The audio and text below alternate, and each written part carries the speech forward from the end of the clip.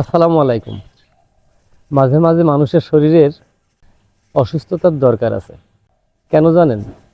অসুস্থ হলে মানুষ মৃত্যু নিয়ে ভাবনা করে, পরকালের কথা ভাবনা হয়।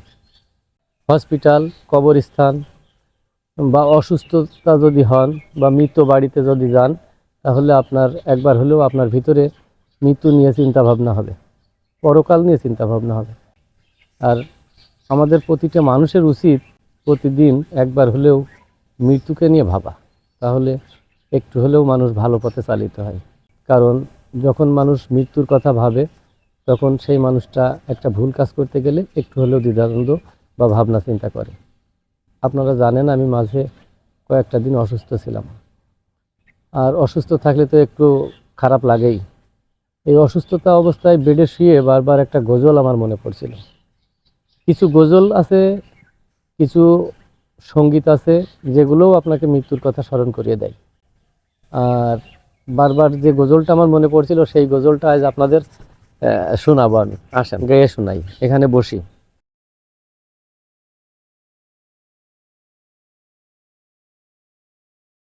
কত জানাজার পড়েছি নামাজ,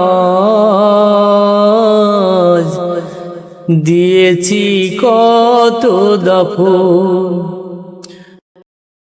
কত জানাজার পড়েছি নামাজ, দিয়েছি কত দাফন। কোথায় যেন আছে আমারও তৈরি সাদা কাফন। জানাজার পড়েছি নামাজ, দিয়েছি কত দাফন। কোথায় যেন কোন বাতাসে দুলছে বাঁশের ঝড়, কোন বা মাটি কোন খানে ডাকে রে বারবার। কোথায় যেন কোন বাতাসে দুলছে বাঁশের ঝড়, কোন বা মাটি কোন খানে ডাকে রে বারবার। কোথায় যেন বাড়ি যাত্রী আছে রে চারজন, জানাজার পড়েছি নামাজ, দিয়েছি কত দাফন। কত জানাজার পড়েছি নামাজ, দিয়েছি কত দাফন।